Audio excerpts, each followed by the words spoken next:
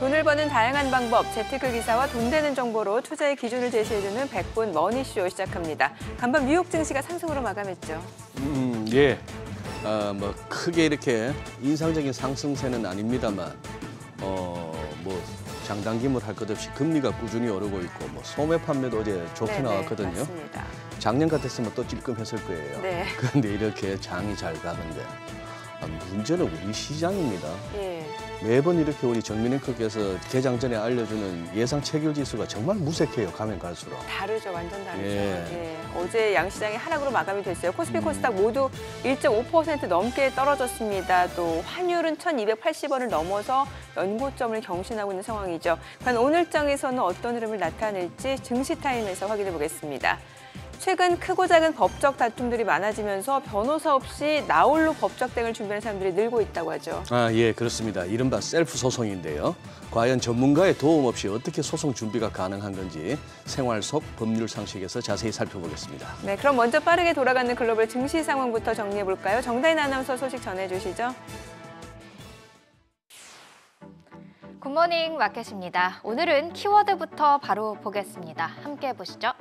제롬 파월 미 연준 의장이 권투 글로브를 끼고 있죠. 싸울 태세인데요. 사실 연준은 줄곧 긴축 기조를 이어갈 것이다. 너무 앞서가지 말라며 랠리에 제동을 걸었습니다. 시장의 상승 기대감과 싸우고 있었죠. 그런데 시장은 요리조리 잘만 피해갑니다. 그렇다 보니 시장이 연준을 비웃고 있고 불장난을 하고 있다는 지적까지 나왔는데요.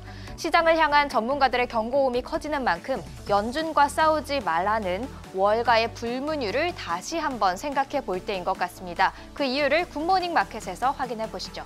먼저 마감 상황 체크해 보겠습니다. 이날 강한 소매 판매 지표에 하락 출발했던 3대 주요 지수 낙폭을 회복하면서 일제히 상승 마감을 했습니다. 나스닥 지수의 경우 12,000선 회복에 성공을 했습니다. 1월 소매 판매 호조에 시장이 하락으로 반응했던 것은 이해가 되시죠? 일단 수치부터 보시면요. 1월 소매 판매가 전월 대비 3% 증가를 했는데요. 전문가 전망치 1.9%를 크게 웃돌았고 22개월 만에 가장 큰 폭의 증가였습니다. 지난해 11월과 12월에 두 달 연속 1% 감소세를 보였던 소매 판매가 1월에 이렇게 크게 늘어난 것은 식음료의 영향이 가장 컸습니다. 항목별로 한번 보실까요? 보시면 외식 지출이 전월 대비 7.2%로 가장 크게 늘었고요.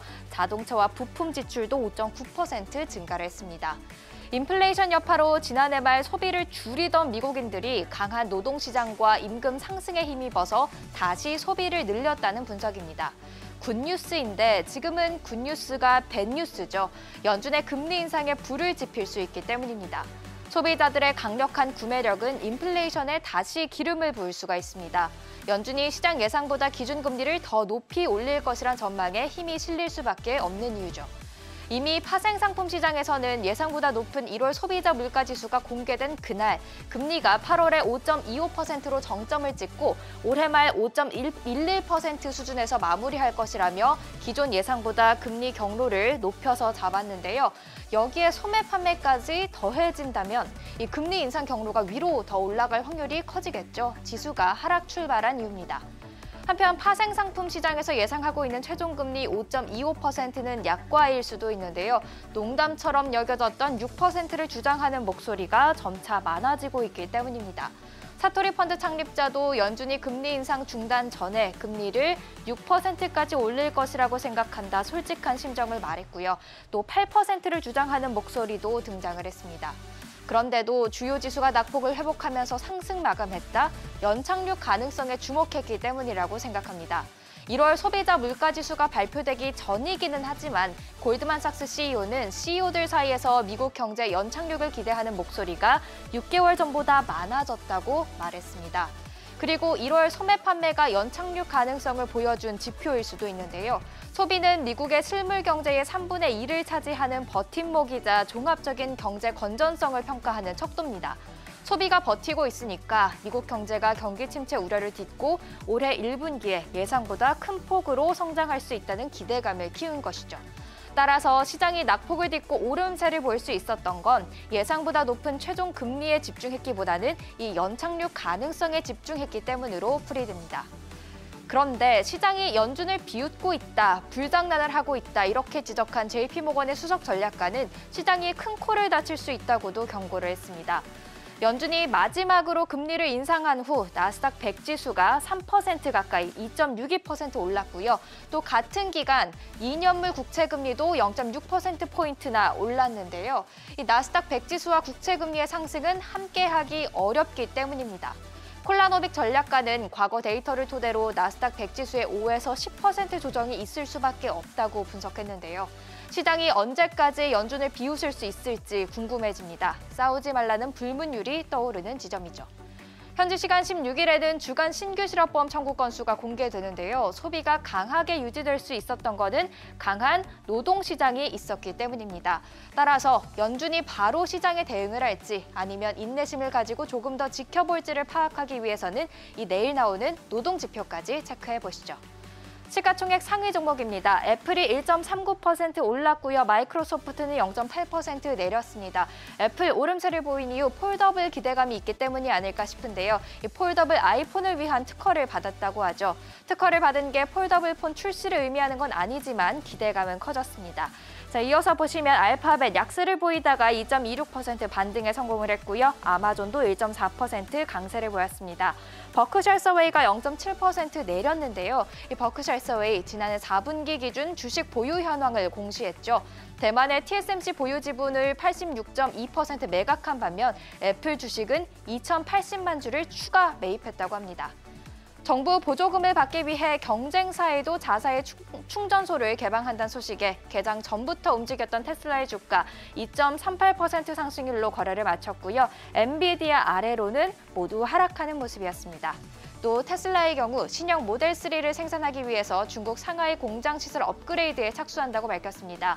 이 작업은 이르면 19일부터 시작해서 이달 말까지 이어질 것으로 예상이 됩니다. 이 기간 동안 공장 가동은 일부 중단됩니다.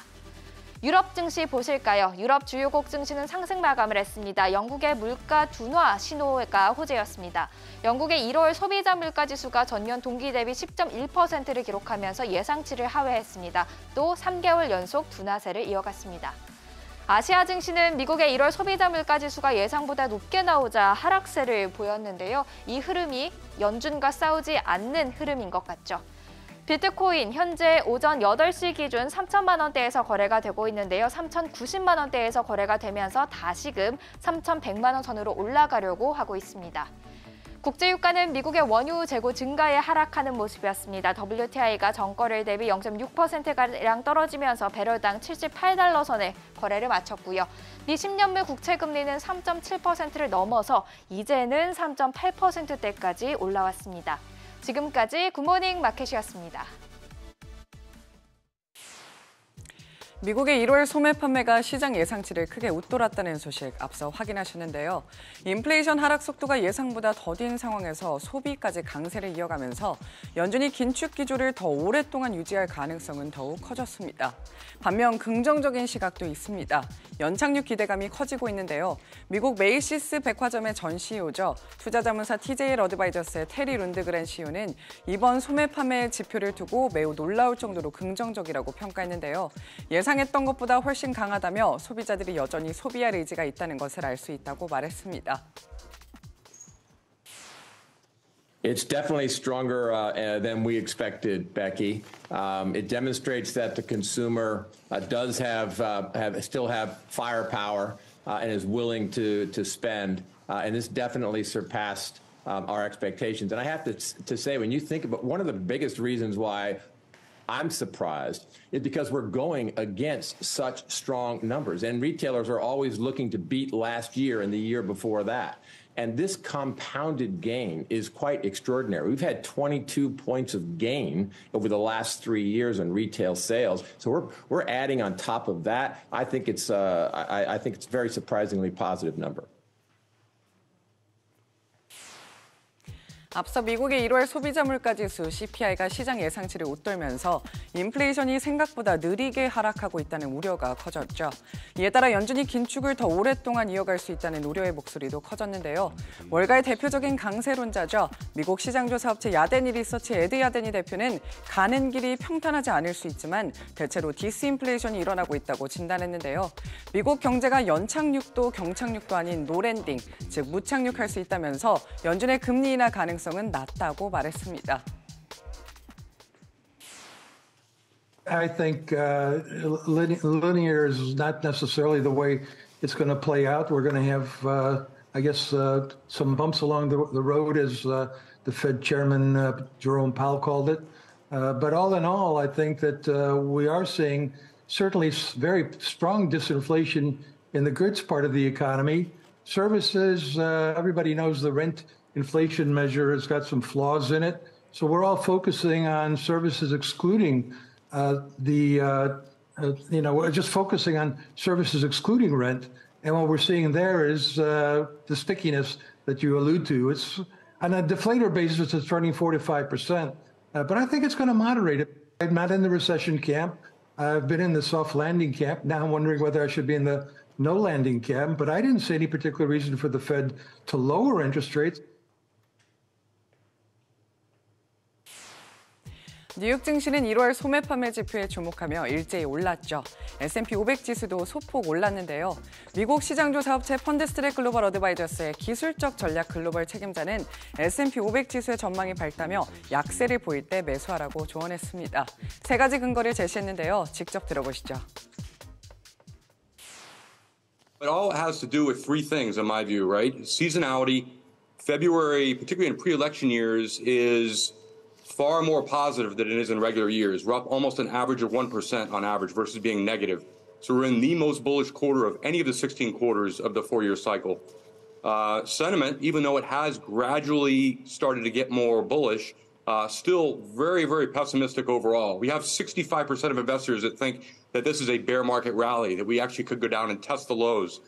And the third is safe haven underperformance. And I think that's also interesting. The three S's, we're seeing defensives, utilities, and REITs all sell off sharply. That's not something that typically happens ahead of a big pullback. So the reasons for why the market should go down technically are just not there. 네, 오늘도 다양한 전문가 발언 소개해드렸는데요. 내일은 또 어떤 말들이 나오는지 글로벌 인사이트에서 확인해 보시죠. 고용지표와 소비자 물가에 이어서 소매 판매에 이르기까지 미국의 주요 경제 지표들이 잇따라 깜짝 결과를 발표하고 있습니다. 네, 시장에서는 1월 피벗 기대감은 줄어들고 연준의 기준금리가 더 오를 것이라는 전망이 힘을 얻고 있습니다. 임종윤 기자와 이야기 나눠보겠습니다. 임 기자, 요즘 미국 경제 지표들이 시장 예상을 뛰어넘는 게 많네요. 네. 사실 고용지표 얘기를 전에 많이 했었는데 이제는 이제 고용지표 얘기만 가지고 해서는 안 될 것 같습니다. 그렇습니다. 어제 CPI 보셨었죠? 그다음에 오늘 나온 소매 판매, 결국 이제 소비까지. 잘 아시는 것처럼 미국 경제 특히 이제 GDP의 70%가 이 소비 쪽 내수 쪽에서 나온다 얘기를 우리가 흔하게 알고 있는데 지금 그 내수와 관련돼서 얘기할 수 있는 지표들이 지금 세 가지가 다 생각했던 것보다 엄청나게 좀 강하게 나오는 거 아니겠습니까? 네, 그렇죠. 그러니까 이제 연준으로 좀 고민이 될 수밖에 없는데요. 나온 얘기들이지만 간단하게 이제 수치들 한번 종합을 해서 정리를 해드리면 일단 지난 3일 발표됐었죠. 고용지표. 비농업 부문 일자리 수는 시장 예상치 3배에 달하는 51만 7천 개. 실업률 3.4%로 54년 만에 최저치. 일단 이것부터 시작을 해서 어제 발표된 CPI도 전월 대비 0.5%로 이제 시장 예상치는 물론이고 지난달 12월에 0.1%였으니까 그거보다 굳이 배수로 따지자면은 5배가 뛴 거잖아요. 네, 어쨌든 그렇습니다. 그렇게 많이 뛰어 오른 거였고 오늘 소매 판매도 역시 시장 예상치보다 1%포인트 이상 더 높은 3%가 나온 거니까요. 그러니까 지표들이 어쨌든 연준에서는 사실 이런 지표들이 나올 걸 알고 있지는 않았겠지만 어쨌든 계속 추가 금리를 해야 된다라는 입장에서 봤을 때 연준한테는 굉장히 힘을 실어주는 내용들이고 앞서 피본 얘기도 잠깐 나왔습니다만 올해 안에 연말에쯤 가면은 금리도 내려야 되는 거 아니냐라고까지 얘기했었던 시장의 기대감은 사실 무참하게 좀 물 건너갔네요. 물 건너가는 현재까지 상황을 보면 그렇게 되는 거죠. 이제 지표를 갖다가 사실상 거의 매일 다루다시피 하는데 아니 소매 판매도 시장 예측은 2% 정도 늘겠거니 그렇죠. 전월비. 그렇죠. 근데 이게 3%입니다. 그러면 이게 절반 이상이 틀린 거예요. 50% 이상이 더 생각보다 높은 거 아닙니까? 이거는 예측이 좀 의미가 없죠. 의미가 없는 거죠. 그러니까 지금 이렇게 따지면 좀 앵커 말씀하신 대로 앞으로 지표와 관련해서 나오는 전망치에 대해서는 반만 믿어야 된다는 그런 거죠.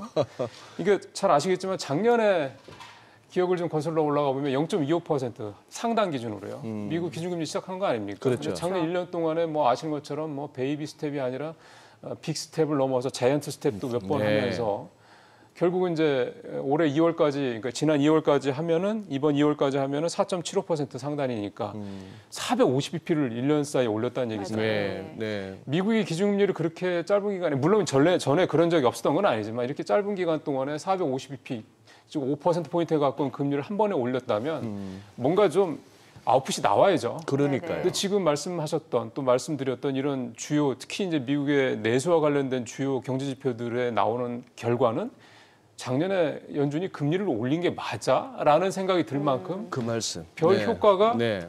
크게 나타나지 않고 있다 이렇게 볼 수도 있는 거예요. 이게 사실 시장의 어떻게 보면 기대를 완전히 무참하게 어떻게 보면 짓밟는 그런 결과가 될 수도 있는 거란 말이죠. 그러니 뭐 당연히 뭐 지난번 앵커도 말씀하셨던 것처럼 지금 얘기가 나오고 있는 컨센서스가 뭐 상단이 5.25% 아닙니까? 네. 사실 그 얘기도 올 초까지만은 에이 거기까지 안 갈 못 거야. 갈 거야. 한 번 정도 올리고 말 거야. 이런 얘기가 많았던 네. 거고. 근데 지난번에 고용지표 나온 다음에 5.25%까지는 가겠네 하다가 CPI하고 오늘 이제 소매 판매까지 나오면서 네. 어림없어. 5.25 가지고 안 돼. 그러면 결국은 3월, 5월, 6월까지 해서 세 번은 더 갈 거다. 그러면은 5.25가 아니라 5.5%까지 갈 거다는 얘기들이 지금 커지고 있는 거죠. 뭐 심지어 네. 존 윌리엄스 뉴욕 연은 총재도 5.5%까지 최종 금리가 가는 게 올바른 방향일 거야. 뭐 이런 얘기까지 좀 꺼내놨고요. 어제도 얘기했지만 시카고 선물거래소 패드워치 그 툴에서 나온 얘기도 네. 52%까지 6월에도 기준금리가 올라갈 거다. 이렇게 좀 전망치가 올라가는 거죠. 앞서 정다인 그 외신 캐스터는 뭐 7% 8%의 그런 전망을 얘기하는 이제 6% 전문가들이 또 얘기를 했는데요. 네. 그 도이체방크에서는 7월 금리 수준을 5.6%, 그다음 바클레이스는 기준금리 올해 연준 고점을 5.5% 이렇게 좀 또 높였습니다. 네. 그러니까 네. 비교적 점잖게 올리긴 한 건데 아까 말씀드린 7% 8%까지는 좀 아닌 것 같지만 이렇게 되니까 이제 월스트리트저널에서 오늘 나온 기사는 그거죠. 그동안에 이제 시장과 연준이 치킨 게임을 하고 이런 얘기 여러 번 하지 않았습니까? 네. 근데 치킨 게임의 승자가 이제 확 이제 드러난 거죠. 결국 연준이 치킨 게임에 승리를 한 거고 시장은 이제 이를테면 이제 움찔한 그런 상황이 된 거다. 결국은 이러다 보니까 앞서 우리 앵커 말씀하셨던 대로 연말에 뭐 피벗 그러니까 기준금리가 내리는 쪽으로 갈 것이다라고 하는 이런 시장의 기대감은 이제 어디 가서 명함을 내밀기가 상당히 힘든 그런 상황이 좀 되고 있는 거죠. 네. 그러니까 시장이 사실은 기대감으로 과하게 사실 시장이 그렇죠. 기대감 가지고 달려가는 거 아니겠습니까? 그렇습니다. 예. 기대감만 가지고 달려가기에는 뭔가 근거가 좀 애매했던 게 지금 말씀드렸던 여러 가지 지표들 그러니까 팩트죠. 결국은 지표가 나온 거니까 이런 팩트들로서 그런 기대감이 과했구나라는 걸 어떻게 확인을 한 그런 작업이 이제 그런 과정들이 이제 당분간 좀 시장에서 나타나지 않겠느냐 그렇게 봐야 될 것 같습니다. 알겠습니다. 네, 임 기자 잘 들었습니다. 예, 고맙습니다.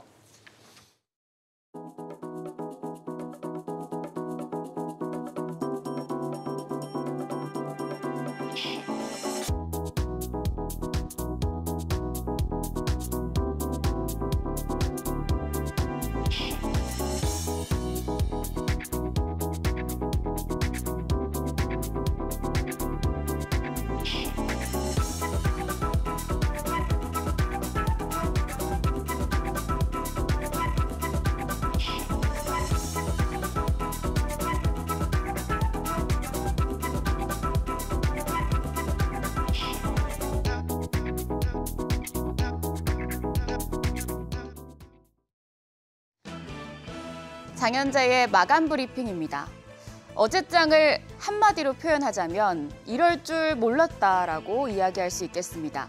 미국의 CPI가 예상치를 상회하자 국내 증시는 뒤통수를 맞은 듯 놀란 모습이었죠. 양시장 모두 1% 넘는 내림세를 나타냈습니다. 지수를 보면 코스피가 1.53% 하락해서 2,427.90포인트로 주저앉았고요. 코스닥 같은 경우에는 1.81% 더 큰 폭으로 떨어져서 760선에서 장을 마쳤습니다.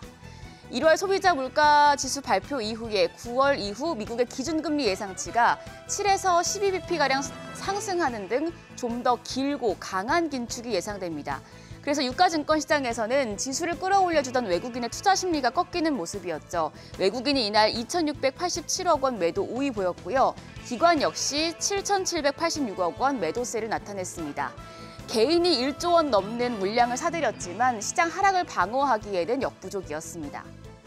코스닥 시장도 동일한 수급 패턴이었습니다. 개인이 3,800억 원 넘는 순매수세를 보였지만 외국인이 1,062억 원, 기관이 2,543억 원 매도해서 시장 하락을 부추겼습니다.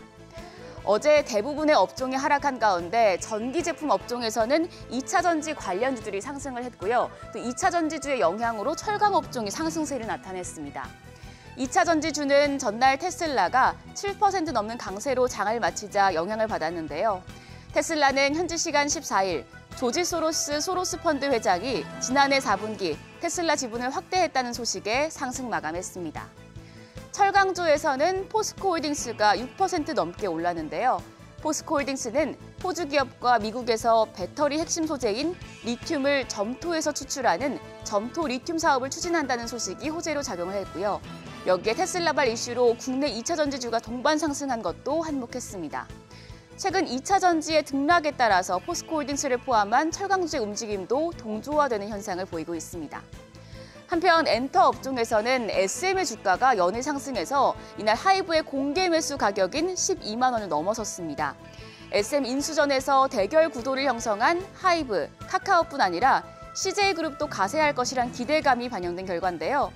CJ 측에서 사실 무근이라며 부인했지만 SM 주가는 빠른 속도로 올라 이날 장중에 최고가 기록을 갈아치우기도 했습니다. 보시면 카카오가 2.15% 내림세로 어제 종가 63,600원, 하이브도 2.38% 하락해 197,200원의 장을 마친 가운데 SM은 4.97% 올랐습니다. 이날 종가 122,600원이었습니다. 다음으로 반도체 업종입니다. 반도체 업종은 미국 필라델피아 반도체 지수가 2% 급등한 가운데 챗GPT 영향으로 대만 파운드리 업체인 TSMC 매출이 지난 1월 역대 최대치를 기록했다는 소식이 호재로 작용했는데요.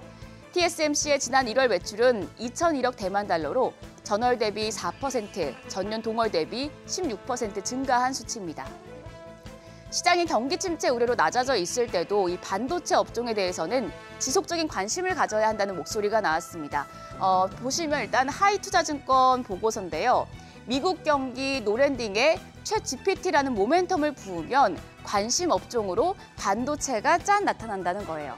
이 하이투자증권은 챗GPT의 흥행으로 마이크로소프트나 구글 등의 빅테크 기업 간의 경쟁이 격화될 것이고 이 점이 반도체 투자를 이끌어낼 것이라고 봤는데요. 그러면서 이제 4, 5월에 빅테크 기업들의 실적 시즌인 만큼 이때 미국 경기가 생각보다 나쁘지 않다는 컨센서스가 확산되는 가운데 빅테크 기업들의 가이던스 하향 중단과 또 AI 경쟁에 대한 로드맵 발표가 이어질 수 있는 상황이라고도 분석했습니다. 미국의 CPI 등 경기 선행 지표와 같이 가는 한국의 반도체 업황이 반등을 시도할 수 있을지 주목되는 부분입니다. 한편 연초 외국인의 매수세를 타고 좋은 흐름을 보였던 은행주가 급락했습니다. 지금 보시면 하나금융지주가 13.48%, KB금융 12.04%, 신한지주도 12.02%, 우리금융지주가 9.23%, 거의 모두 10%대의 큰 폭의 하락세를 나타냈는데요. 저평가받던 국내 은행주는 올해 들어 배당 같은 주주 환원 확대 그리고 지난해 최대 실적 경신 등에 따라 상승세를 보였지만 윤석열 대통령이 지난달 30일 은행의 공공재 성격을 강조하며 고금리를 비판한 이후에 줄곧 하락세를 보이고 있습니다. 일단 상승 모멘텀이 효력은 다했는데 만약 주주 환원 확대 움직임이 있을 경우에는 또 외국인의 추가 매수를 유발할 수도 있겠습니다. 오늘 실적 발표하는 기업들도 보겠습니다. 오늘은 한국전력과 하나솔루션, KCC, 한세실업, S&T홀딩스 그리고 STX가 실적을 발표합니다. 지금 개별 종목 장세로 가는 만큼 이 기업들 얼마만큼의 실적을 낼지도 지켜보시죠. 다음으로 환율입니다. 원달러 환율은 하루 만에 재차 급등하는 모습 보여줬습니다. 서울 외환시장에서 이날 달러원 환율은 12원 80전 오른 1282원 20전에 장을 마쳤습니다. 다음으로 이제 근래 들어서 스마트폰에서 지워버렸던 증권사 앱을 다시 깔거나 아니면 은행 예금을 해지하는 경우가 생겨나고 있다고 합니다. 지난해 금리가 빠른 속도로 오르자 주식이나 가상자산 같은 위험 자산에 투자된 자금들을 안정적인 은행 예적금으로 옮겨갔던 역머니무 현상에 제동이 걸린 건데요. 증시 매수 대기 자금인 고객 예탁금이 2월 1일에 51조 원 수준까지 올라오면서 또 여기에 더해서 신용거래 융자 규모도 13일에는 17조 원까지 늘었습니다. 어제 장만 보더라도 동학 개미들이 1조 원 넘게 폭풍 순매수를 했죠. 그런데 지금 공매도 거래 규모가 늘어나고 있습니다. 이 부분 조심하셔야 하는데요.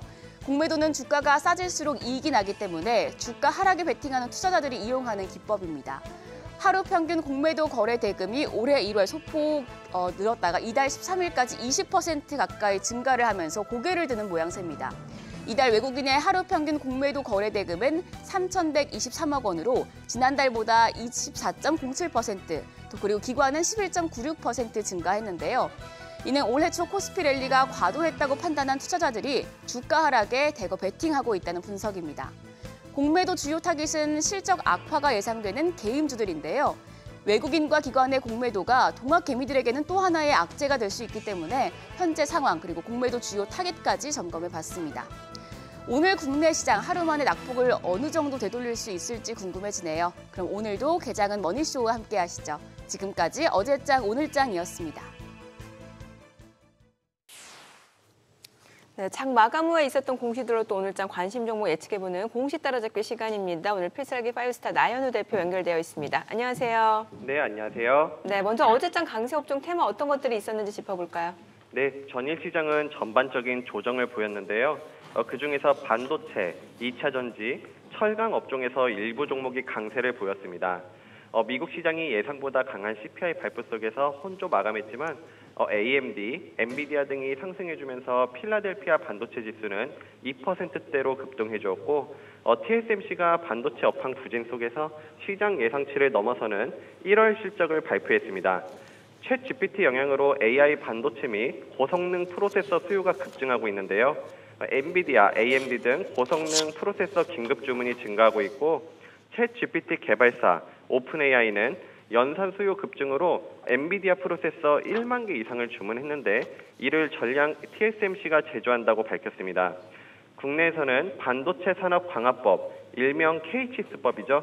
이게 좀 난항을 겪고 있지만 모멘텀 존재 속에서 일부 반도체 관련주들이 상승을 보여줬고요. 소로스 펀드 회장 조지 소로스가 작년 4분기 테슬라 주식을 대거 매입했고 최근 전기차에 투자를 확대해가고 있는 제너럴모터스에도 50만 주를 매입한 것으로 알려지면서 테슬라 주가가 급등했습니다. 국내에서는 에코프로 자회사 에코프로 이노베이션이 양극재 핵심 소재인 수산화 리튬 2공장 착공식을 진행했고요. 포스코홀딩스는 호주 광물업체와 미국 점토 리튬 사업 추진 MOU를 체결하면서 일부 2차 전지 소재, 장비주 등이 상승을 해줬습니다. 안타까운 소식이지만 지진 여파로 튀르키예 철강 생산이 32% 감축이 전망되면서 국내 철강 산업의 반사수와 함께 중국 리오프닝, 경제활동 재개로 철강 수요 회복이 기대됨에 따라서 철강주들도 상승을 보였습니다. 네, 어제 같은 하락장에서 그래도 또 오르는 업종이 있다는 것이죠. 네, 그러면 대표님 어제 나왔던 공시들 중에 오늘 좀 눈여겨볼 만한 것들만 한번 좀 정리해 주시죠. 예, 먼저 레몽레인이 KBS 드라마 오아시스 공급 계약 체결 소식이 있었는데요. 총 16부작으로 다음 달 6일 방영 예정입니다. 레몽레인은 컴투스의 손자 회사로 이렇게 안정적인 백그라운드가 있다는 건 앞으로의 사업 활동에 좋다 볼 수 있고요. 최근 히트를 했던 재벌집 막내 아들 제작사이기 때문에 IP를 보유하고 있습니다. 이번 흥행을 통해서 제작 능력도 인정을 받았고 올해에도 신규 작품 8편이 공개 예정이기 때문에 차기작들의 흥행 여부도 관심 갖고 지켜볼 필요가 있겠습니다. 두 번째로는 파라다이스가 지난해 영업이익 104억 원으로 전년 영업손실 552억 원 대비 흑자 전환했다는 소식이었는데요. 매출도 5,876억 원으로 전년 대비 42%가량 증가했습니다. 원인으로는 4분기 일본 무비자 관광 재개와 내국인 특급 호텔 수요가 증가하면서 카지노와 호텔 매출이 증가했고 올해에는 중국 리오프닝과 일본 국제선 운항 증가에 따른 단체 관광객 유입이 기대되고 있는 상황이고요. 같은 리오프닝 업종으로 에어부산이 지난해 매출 4,050억 원으로 전년 대비 130%가량 증가했습니다. 코로나19로 큰 실적 피해를 입었는데 영업 손실폭을 60% 이상 감소시키면서 실적 개선 모습을 보여줬습니다. 저가항공사인 만큼 일본, 동남아 노선 중심으로 실적이 뚜렷하게 개선되고 있는데요. 지난해 4분기 에어부산의 일본 노선 승객수가 29만 명을 기록했는데 이는 3분기 대비 5.5배 증가한 수치이고 그리고 중하권 노선도 보유하고 있기 때문에 앞으로 중하권 노선도 추가될 경우에 올해 실적도 기대해 볼 수 있겠습니다. 마지막으로 교보 10호 스펙은 코스텍시스와 합병 승인 소식이 나오면서 상한가를 기록했는데요. 코스텍시스는 저열 팽창 고박열 소재 부품 전문 기업인데 이번 합병을 통해서 코스텍시스로 상호 변경되어 4월 코스닥 상장 예정입니다. 스펙주는 기업 인수 목적 해설을 의미하는데 무조건 이렇게 다 합병되는 게 아니라 3년 내에 인수합병을 진행하지 못하면 상장 폐지되기 때문에 스펙주 투자는 이런 부분들 좀 유의하시면서 접근하시는 것이 좋다고 말씀드리겠습니다. 네, 내용 잘 들었습니다. 오늘 전화 연결 고맙습니다. 국제금융센터가 주목한 이슈를 확인해 보는 시간입니다. 새해 들어 미국인들이 지갑을 활짝 열고 있습니다. 미 상무부에 따르면 1월 소매 판매는 전달보다 3% 증가했는데요. 전문가 전망치 1.9%를 크게 웃돌았고 22개월 만에 가장 큰 폭의 증가세를 보였습니다. 지난해 고물가 부담에 소비를 줄였던 미국인들이 고용시장 호조와 함께 임금이 오르면서 다시 소비를 늘리고 있는 것으로 풀이됩니다. 이처럼 미국 실물 경제 3분의 1을 차지하는 소비와 함께 지난달 실업률도 54년 만에 최저치로 내려오면서 연착륙 기대감이 높아지고 있습니다. 다만 연준 입장에선 소비 반등이 물가를 다시 자극할 걸 염려해 기준금리를 예상보다 더 올릴 수 있다는 관측도 나옵니다. 이와 함께 잠뜩 움츠러들었던 미국 주택시장 심리도 2달 연속 호조를 이어갔습니다. 전미주택건설업협회에 따르면 2월 주택시장 심리지수는 42로 지난해 9월 이후 가장 높은 수준을 기록했습니다. 주택가격지수는 여전히 업황 악화를 뜻하는 50선 아래에 머무르긴 했지만 연말부터 회복세를 이어가고 있습니다. 협회는 주택담보대출 금리 상승세가 완화되면서 이 시장이 어느 정도 고비를 넘겼다고 설명했는데요. 미국의 주담대 금리는 30년 고정 기준 6%대 초반까지 내려왔습니다. 국제금융센터가 주목한 주요 외신도 함께 보시죠. 월스트리트저널은 미 연준 내 비둘기파로 분류되는 레이 브레이너드 연준 부의장이 백악관 국가경제위원장으로 자리를 옮기면서 긴축 기조가 강화될 수 있다고 분석했습니다. 브레이너드 부의장은 19명의 연준 위원 중 가장 영향력 있는 비둘기파로 꼽히는데요. 연준의 금리 인상으로 인한 누적 효과에 대해 우려하면서 물가가 잡힐 것이라는 낙관적인 전망을 제시해왔습니다. 통화정책 분석기관 LH마이어의 데릭탕 이코노미스트는 이 브레이너드 부의장의 사임으로 연준이 올 봄 금리를 더 공격적으로 인상할 수 있게 돼 경기 후퇴 위험성이 더 커졌다고 전망했습니다. 후임 부의장 후보로는 리사 쿡 연준 이사와 수전 콜린스 보스턴 연은 총재, 오바마 행정부에서 재무부 수석 이코노미스트였던 캐런 다이넌 하버드대 교수 등이 거론되고 있습니다. 월스트리트저널 기사 하나 더 보시죠. 이 저널은 미국의 통화량 감소가 인플레이션 압력을 약화시킬 것이란 분석을 내놨습니다. 연준이 2020년 3월 대규모 자산 매입을 시작한 이후 2년 동안 이 M2 통화 공급은 41% 증가했는데요. 이처럼 전례 없는 대규모 통화 공급이 인플레이션 압력을 키웠다는 지적이 나왔는데 하지만 지난 9개월 동안 연준의 개입으로 통화 공급이 급격히 축소되면서 향후 인플레 압력을 떨어뜨릴 수 있을 것이라는 전망이 나옵니다. 이어서 주요 경제 이벤트 확인해 보시죠.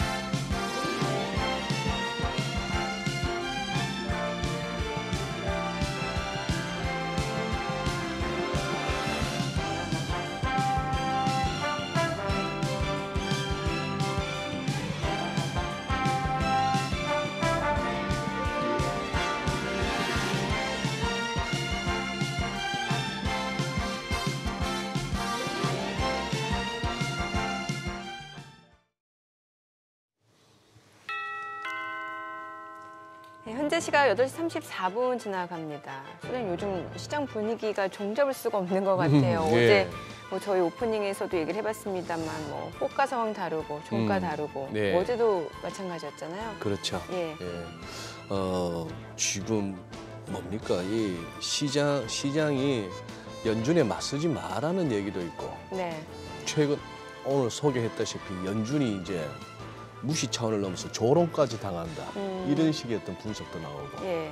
근데 무슨 말을 끝까지 또 드려야겠습니다. 콜라노비치가 그렇게 얘기를 하는데 무슨 취지인가 했더니 그만큼 조롱을 할 만큼 좀 시장이 좀 어떻게 보면은 다소 좀 앞서나간다? 막 이런 어떤 뜻도 있기도 하고 한데. 예. 아 근데 진짜 돈은 많긴 많네요. 아까 산업뉴스 마지막 보세요. 네. 영머니 무브. 예, 예. 이 금리가 진짜 중요한 겁니다. 그렇죠. 은행 금리 좀 높다 싶었을 때 네. 예탁금 빠지더니 이제 또 예금 금리 또 확 낮아지니까 다시 또 이쪽으로 다른 몰려오고. 투자처 찾아가는 거죠. 예. 예. 그리고 우리 뭐 샀다 하면 일전에요. 돈 많아요. 우리 개인들. 그러게요. 어제도 예. 시장 떨어지는데 많이 사고 있는데 뭐 시장 조금 얘기, 이제 말씀하신 대로 종잡기 힘든 상황인데 우리 또 투자하시는 분들이 약간 멘탈이 흔들릴 수 있으니까 이럴 때 멘탈 잡아주시는 분이잖아요. 그래요. 오늘 유한타증권 유동훈 네. 본부장님과 또 이야기 나눠보겠습니다. 어서 어서 오세요. 오십시오. 안녕하십니까. 네.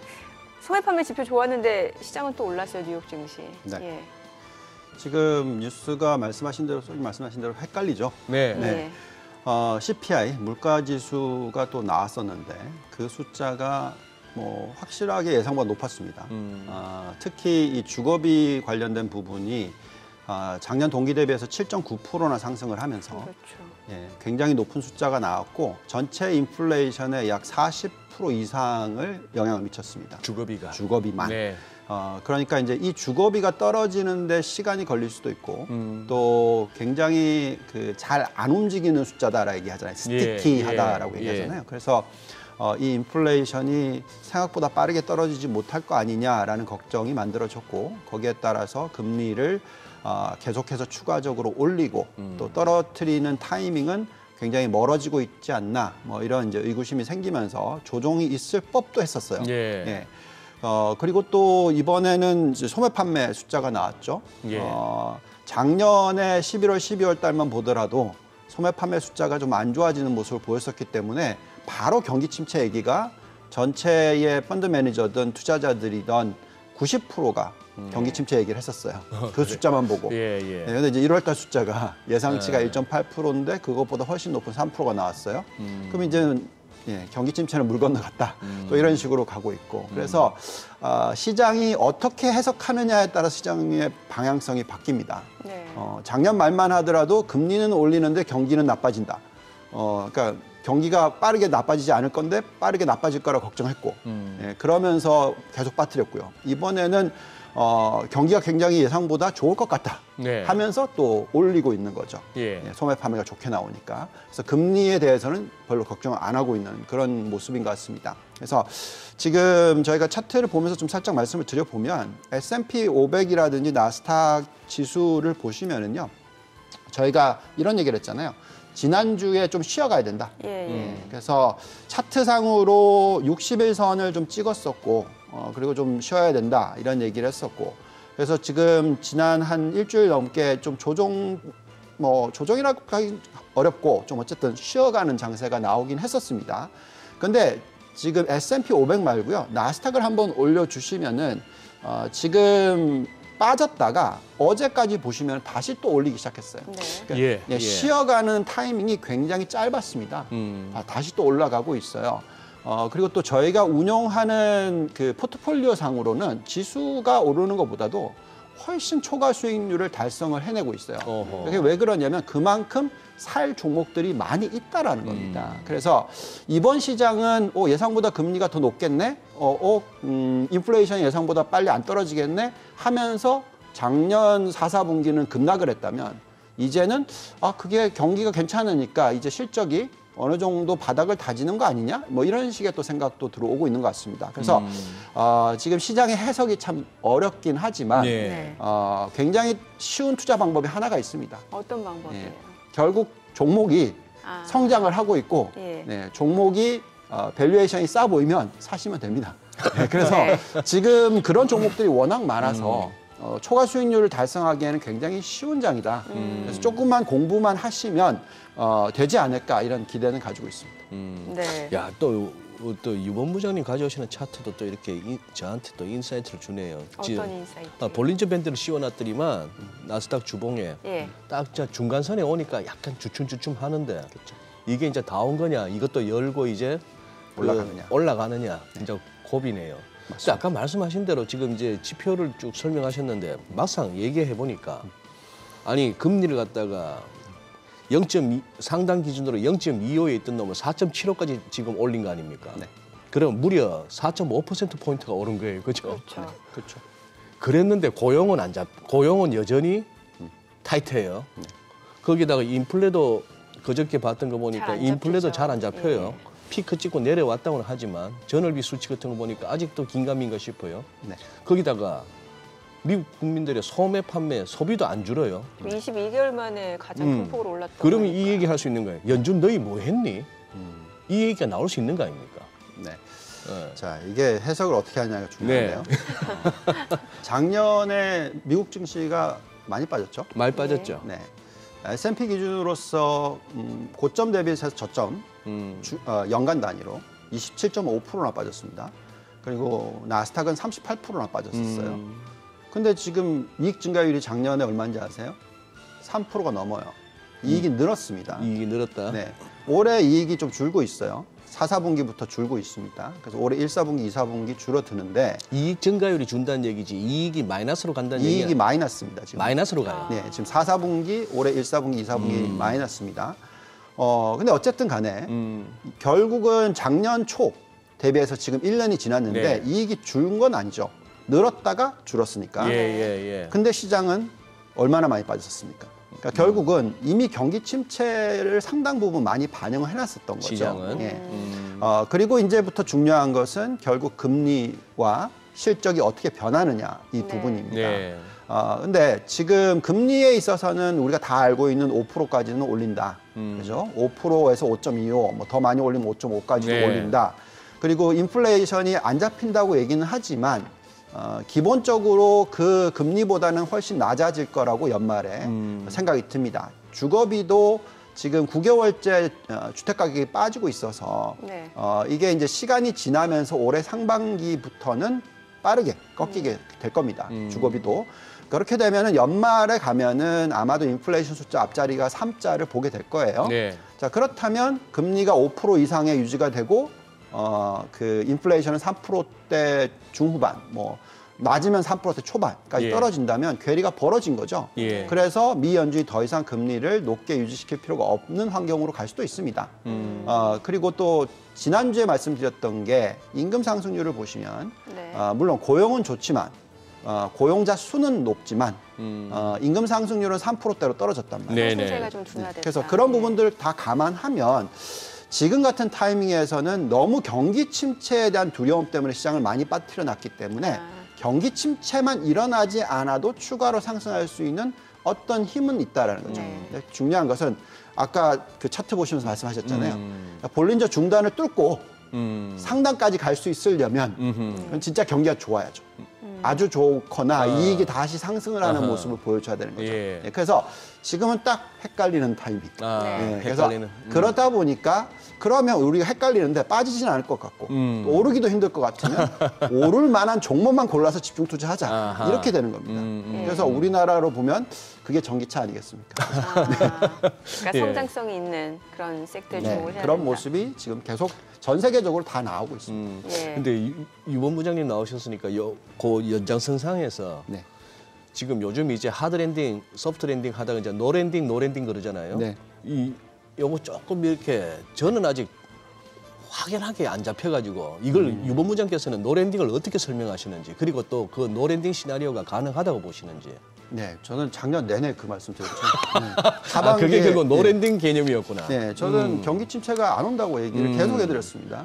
그럴 만한 숫자들이 아니다. 물론 정말로 센티먼트가 갑자기 아주 안 좋아져서 그러니까 내가 굉장히 체력이 좋아요. 건강한데 갑자기 나 엄청나게 아플 것 같아. 그냥 두려워해서 그냥 아무것도 안 하는. 그렇게 되면 경기 침체로 가는 거죠. 그렇지만 사실은 훨씬 더 활동을 할 수 있는 힘이 있는 거죠. 근데 그게 센티먼트 지수였어요. 그렇기 때문에 많은 사람들이 경기 침체로 간다라고 얘기를 했지만 사실 사람들이 코로나19 때문에 여행을 가고 싶은 욕구도 많았고 소비를 하고 싶은 욕구도 상당히 많거든요. 음식점 가고 싶은 욕구도 많거든요. 그런 수 있는 체력을 갖고 있었던 거죠. 그렇기 때문에 이게 위드 코로나 시대로 완전히 넘어가면서 경기 침체가 안 오는 겁니다. 미국의 개인들의 펀더멘탈, 개인들뿐만이 아니라 기업들의 펀더멘탈, 그렇게 뭐 중소형 기업들의 펀더멘탈이 안 좋다고 얘기를 하지만 저희의 눈에는 상당히 좋아 보여요. 우리나라도 마찬가지입니다. 물론 우리나라는 더 좀 심각합니다.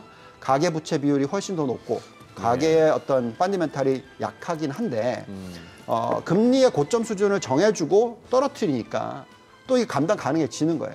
그래서 소비를 하고 싶고 소비를 하고 여행을 다니고 이런 모습이 나오는 겁니다. 그래서 얼마나 이 펀더멘탈이 앞으로 1년이 지나고 2년이 지나면서 깨지느냐에 따라서 경기 침체가 오느냐 안 오느냐의 결정인데 제가 생각할 때는 지금 체력은 최소한 1년 정도는 소비를 일으킬 거다. 그래서 경기 침체, 그러니까 노 랜딩을 앞으로 1년 정도는 생각하시고 투자에 임하시는 게 맞다. 최소한 이렇게 네네. 보고 있습니다. 알겠습니다. 그럼 저희 전화 연결해서 또 시장 전략 들어보도록 하겠습니다. 오늘 FI 리서치 한용희 수석 연결되어 있습니다. 안녕하세요. 네, 안녕하십니까. 네, 뭐 어제 국내 증시는 좀 떨어졌고 또 간밤 뉴욕 증시는 상승했는데 오늘 장 그럼 어떻게 볼 수 있을까요? 일단 지금 동시효과 상황에서 보시면은 지금 뭐 미국 증시가 워낙 좋았기 때문에 국내 증시도 지금 상승 출발할 것으로 좀 나타나고 있는데요. 지금 탄력성을 보시면은 코스닥이 0.5%로 코스피 대비해가지고 좀 탄력성을 높게 나타날 것으로 보입니다. 근데 어제 조금 조정이 나왔던 거는 이제 1월 달에 워낙 상승에 대한 좀 부담감이라고 말씀을 좀 드려야 될 것 같은데 그러면서 이제 투자자분들이 일부 차익 실현하는 투자자분들도 있을 테고 그렇다 보니까 살짝 조정을 받았는데 오늘 시장은 미국 증시가 그 상승함에 따라 좀 커플링 현상을 나타낼 것 같다라고 말씀을 좀 드려야 될 것 같고요. 최근에 이제 챗 GPT로 인해서 이제 반도체 업계에 대한 좀 훈풍이 나타날 것이라는 예상들이 좀 나오고는 있는데 결국에는 우리나라 증시에서 큰 비중을 차지하는 이제 반도체 업계가 좀 반등을 해야지 지수가 올라가다 보니까 일단 챗 GPT의 활성화로 인해서 국내 반도체 업계는 좀 훈풍이 불 것이다라고 말씀을 좀 드리고 싶습니다. 네. 예, 알겠습니다. 일단 뭐 동시효과 상황을 봐서 우리 한수께서는 어제 급락에서 약간 뭐 반발 매수, 어떤 반등 정도를 이제 예상하시는데 진짜 저는 개인적으로 오늘 지켜보고 싶습니다. 동시효과 때 상황이 진짜 장 열렸을 때 이어질 수 있을까 싶은 그런 상황이고 어제도 2차 전지 관련주들은 참 좋았습니다. 뭐 계속 뭐 좋게 말씀해 오신 거는 저희들이 알고 있는데 2차 전지 빼고 또 이렇게 괜찮을 만한 거는 어디를 지금 염두에 두고 계신가요? 어제 제가 이제 방송에서 한번 말씀드린 적이 있었는데 최근 이제 그 챗 GPT로 인해서 모든 게 좀 파생된다라고 좀 말씀을 드려야 될 것 같아요. 네. 가장 큰 수혜를 보는 거는 저는 실적으로나 이게 현실성 있는 거는 AI 반도체 쪽이라고 좀 생각을 합니다. 근데 국내에서 이제 AI 반도체, MPU를 만드는 업체들은 사실 상장이 되어 있는 업체들 중에 제대로는 없고요. 뭐 IP를 갖고 있다라든지 아니면은 뭐 설계를 갖고 있는 뭐 텔레칩스, 가온칩스, 뭐 이렇게 오픈 엣지 테크놀로지가 있는데 이미 주가가 좀 많이 올라왔다라는 부담감이 있고요. 저는 그 AI 반도체는 어제 말씀드린 것처럼 이제 비상장 업체들이 있습니다. 이제 리벨리온이나 피리오사 이렇게 있는데 이 기업에 투자한 창투사의 좀 지분 가치를 좀 보셔야 된다라고 말씀을 드리고 싶습니다. 지금 DSC 인베스트먼트라든지 SV 인베스트먼트 어제 조금 급등이 나오면서 시장 빠지면서 좀 조정을 받기는 했는데 저는 지분 가치는 계속 좀 부각을 받을 것이다라고 생각을 하고 있고요. 결국에는 지금 범용 반도체는 전력이 많이 소비가 되고 전문 AI 반도체 같은 경우에 전력 소비가 좀 줄어들기 때문에 결국에는 시장의 눈은 이쪽으로 쏠릴 것이다라고 생각을 하고 있고요. 그다음에 오늘 그 미증시에서 이제 로블록스가 실적 발표를 했는데 실적이 좀 부진하게는 나왔습니다. 근데 예약자 증가로 인해서 앞으로의 좀 기대감이 좀 생겼다라고 말씀을 드리고 싶고요.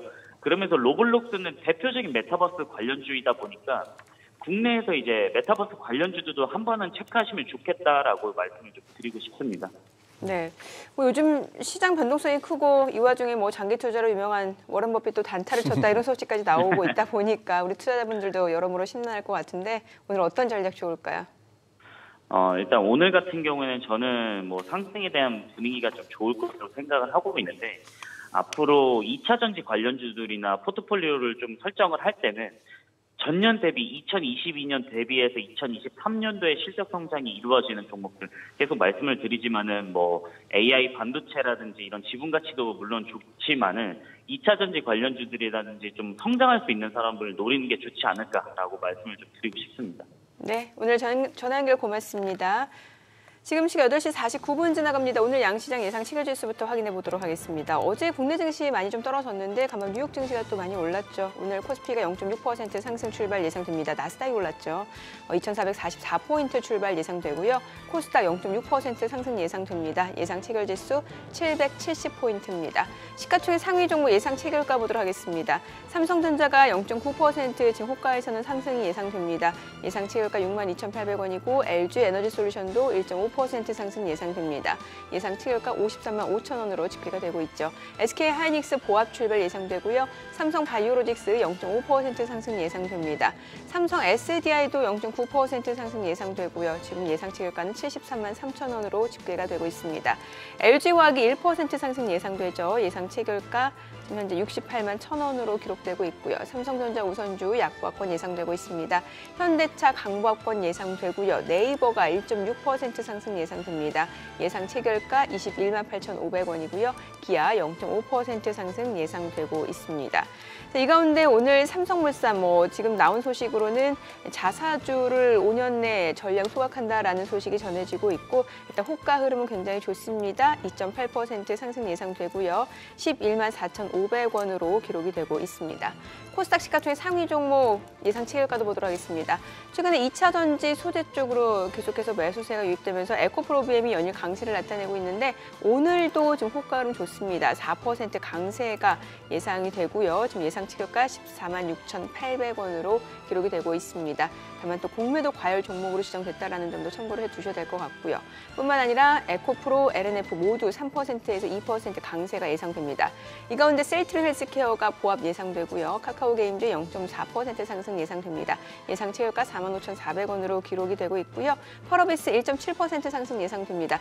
SM 주가 시가총액 순위 많이 올라왔네요. 지금 1.3% 호가에서 상승 예상되고요. 예상 체결가 12만 4,300원 기록되고 있습니다. CJ그룹 측에서는 아직까지는 지금 확인된 사실이 없다라고 부인하는 상황이긴 합니다만 경영권 분쟁 이슈가 계속 주가를 좀 끌어올리고 있는 모습이고요. HLB는 약보합 예상됩니다. 오스템 임플란트 강보합권 예상되고요. 리노공업 1.6% 상승 예상되고 있습니다. 개장까지 이제 7분여가량 남았습니다. 시장 얘기 좀 나눠보도록 하죠. 일단 오늘 호가 흐름은 지금 나쁘지는 않은데 아까 소장님께서 글쎄 시장 흐름 더 지켜봐야 될 것 같다는 말씀 주신 거 보면 조금 보수적으로 보시나 봐요. 근데 이 부분에서 정민회관은 어떻게 판단하시는지 궁금해요. 어떤? 워렌 버핏 얘기 말입니다. TSMC 작년에 사가지고 네. 워렌 버핏이 샀다더라 하니까 TSMC 올랐고 네. 12월에 잠시 밀렸는데 이제 알고 보니 그 포트폴리오 이제 변동사항 공개된 거 보니 네. TSMC도 팔아서, 팔고 테슬라 샀더라. 네네네. 야 역시 잘한다 했는데 네. 자, TSMC 주목했을 때 한쪽은 그래요. 이렇게까지 해바뀌면서 AI 챗 GPT가 네. 이렇게 확 뜨면서 반도체가 다시 각광을 받을 줄 몰랐다. 네. 결국 워렌 버핏도 단타에 그쳤다. 네. 지금은 좀 후회할 것 같다 하는 얘기. 네. 심지어 이제 거의 워렌 버핏이 급이 다른데 하면서 네. 아마 중국 대만 사이에 혹시나 대만이 또 침공을 당하든지 전쟁 날까 봐 미리 알고 저러는 거 아니야까지 꿈보다 해몽인데. 예. 저한테 지금 의견을 물어보시는 거예요? 어느 쪽일 것 같아요? 저는 전자 쪽. 전자 쪽? 예. 왜냐면 조금 그래도 연세가 있으시니 예. 왜냐면 챗 GPT 산업 자체가 워낙 몰랐을 것 같다. 네. 그냥 단타 치다가. 네. 혹시 의견 물어봐도 될까요? 네. 저는 워런 버핏님을 가장 존경하는 투자자이기 때문에 그분의 투자 스타일이나 생각을 많이 이해하려고 노력하거든요. 네네. 네. TSMC를 산 것 자체가 저는 좀 이상했거든요. 처음에? 네. 그냥 원래 한 10몇 년 전만 하더라도 IT는 투자 안 하신다고 얘기했었잖아요. 네네네. 그리고 IT에 산 종목 딱 하나입니다. 애플. 예. 네, 근데 그게 비중이 가장 커요. 네네. 그래요? 그렇지만 애플은 어떻게 보면은 소비 기업으로 변했죠. 가치주로 많이 변했죠. 예, 그래서 혁신을 계속 이어가면서 어떤 배당을 굉장히 많이 하는 그러니까 자사주 매입 소각을 하면서 실질 배당 수익률이 높은 기업이죠. 네. 그래서 그쪽에 대해 투자를 하는 거고요. TSMC를 봤었을 때는 아무래도 이제 미국 기업이 아니고 또 말씀하신 대로 중국과 연결이 돼 있는 부분도 있고 여러 가지 부분에 있어서 좀 투자하기가 좀 꺼림직할 수도 있겠죠. 그래서 전 TSMC를 어떻게 보면은 좀 성장주 중에서도 파운드리 쪽이 지금 굉장히 중요하기 때문에 계속해서 저희는 들고 가야 된다고 생각하는 종목이거든요. 그래서 그냥 투자의 패턴이 틀리신 케이스입니다. 뭐 지금 포트폴리오 보시면은 은행주, 뭐 고유 에너지주, 주식 비중 다 더하시면은 거의 뭐 한 30~40%는 될 것 같거든요. 애플의 규모 정도까지도 될 것 같습니다. 그래서 너무 이렇게 어렵게 해석하지 마시고요. 그분 가치주 투자하시는 분이십니다. 아니 근데 TSMC에 적용되는 논리는 우리 삼성전자에도 적용될 수 있지 않나요? 네, 적용이 되죠. 근데 이제 그 비중이 좀 덜 적용이 되겠죠. 뭐 아무래도 시장 점유율 1등이 TSMC고 파운드리 쪽, 그리고 2등이 삼성전자이죠. 그리고 엔비디아 그 공급 소식까지 전해지고 있다 보니까 사실 TSMC가 훨씬 비중이 높잖아요. 그렇죠. 자, 그래서 지금 저희가 이제 챗 GPT 또는 AI 관련해서 얘기를 하고 있는데요. 결국 이 챗GPT든 AI든 이런 모든 부분들이 뭐와 연결이 돼 있냐면 자동화와 연결이 돼 있습니다. 자동화 또는 계속해서 생산성을 높여줄 수 있는 것을 얘기를 하고 있는 거죠. 그렇기 때문에 이것은 인플레이션을 낮춰주는 효과를 장기적으로는 가지고 온다라고 생각하고 있고요. 그래서 이건 장기 테마입니다. 장기 테마라기보다도 메가 트렌드라고 얘기를 하죠. 그래서 저희는 계속해서 파운드리, 비메모리 쪽, 반도체 관련해서는 계속해서 투자를 늘려가시는 전략이 맞다라고 생각을 하고 있고요. 여기에 이제 우리나라는 조금 다른 경쟁력 있는 국가 대비해서는 특히 미국 좀 부족하죠. 왜냐하면 파운드리만 시장 점유율 20% 정도 되니까 결국 다 메모리 쪽이잖아요. 그렇죠. 그래서 그 메모리는 아무래도 경기 사이클을 따라가는 게 더 많습니다. 그래서 조금 사이클적으로는 좀 지연이 되면서 올해 하반기에 돌아설 수 있지 않나 이런 생각을 하고 있고요. 그래서 전체적으로는 어쨌든 지금은 반도체 업종에 있어서 관심 가지셔야 되는 게 맞다 생각하고 있습니다. 네. 국내 증시 흐름은 어떻게 보세요? 전반적으로. 최근에 보면 그래도 코스닥 쪽이 좀 더 탄력적으로 올라가는 모습이고 사실 코스피는 뭐 기관이 팔거나 외군이 팔면 또 떨어지니까. 자, 우선 제가 한국에 대해서 얘기를 해드릴 때 매크로의 영향을 좀 많이 받는 국가일 수밖에 없어요. 우리나라가? 네, 우리나라가. 뭐 아시겠지만 환율이 어떻게 되느냐, 또 금리가 어떻게 되느냐에 따라서 영향을 많이 받습니다. 특히 가계부채 비율이 100%가 넘는 국가이기 때문에 금리가 만약에 4.5%다. 근데 이게 3.5%로 떨어졌다. 그러면은 코스피 기준으로서 상승 여력이 뭐 추가로 더해지는 게 440포인트가 들어가요. 그러니까 저점을 2100으로 잡으시면 금리가 1% 떨어졌으니까 더하기 440포인트 하면 2540이 나온 거죠. 그러니까 그만큼 올라갈 수 있는 힘이 생겼었던 거죠. 근데 이제 지금 이제 2500까지 올라가니까 좀 이제 좀 쉬어가야 되는 그런 타임이고요. 또 여기에 미국에서 나오고 있는 인플레이션 숫자가 금리 더 올릴 것 같은데 그럼 우리는 금리가 여기서 더 떨어지기는 어렵지 않나? 다시 올라가는 게 아니야? 하면 또 민감한 거죠. 그래서 변동성이 일어나고 있다라고 생각하시면 좋겠는데 근데 또 여기서 우리나라가 경기 민감하기도 하거든요. 근데 경기가 그렇게 두려워했던 또 특히 뭐 PC라든지 핸셋 같은 경우에 성장률이 지금 마이너스가 굉장히 많이 나왔죠. 그러면서 그 부분이 우리의 이익을 많이 잡아먹었었는데 만약에 이제 특히 올해 내년에 이제 경기가 안정을 찾고 다시 회복을 한다. 뭐 미국이든 중국이든 유럽이든 전체적으로 그렇게 간다. 그러면은 또 다시 경기 민감하기 때문에 이익이 늘어날 수 있는 환경으로 갈 수가 있다는 겁니다. 그래서 저희는 지금 신흥국에 있어서 한국에 대해서 이번 조정이 굉장히 좋은 기회가 될 수 있다. 근데 중요한 것은 이런 상황에서 글로벌적으로 가장 지금 매력이 있는 업종에 대한 초점을 맞출 수밖에 없다. 즉 한국이 경쟁력이 있는 산업이 뭐냐 했을 때 전기차, 2차 전지가 나옵니다. 물론 반도체도 있는데 네. 그 부분은 비메모리 쪽은 상대적으로 경쟁력은 있으나 2등이잖아요. 예. 근데 전기차 쪽은 어쨌든 1, 2등을 어쨌든 다툴 수 있는 부분이 있어요. 그래서 제가 볼 때는 이 두 개의 산업이 굉장히 매력이 있고요. 여기서 네. 또 추가적으로 더 나아간다면 아무래도 이제 신재생 에너지 쪽, 물론 미국보다는 중국의 경쟁력이 가장 높습니다만 미국이 우리나라 거를 쓸 수밖에 없는 그런 환경이거든요. 네네. 그래서 그런 부분들을 또 감안하시면 네네. 지금 한국 증시 그럼 저희 개장하고 조금 더 들어보도록 하겠습니다. 자, 오늘 국내 증시 흐름 확인해보죠. 개장합니다.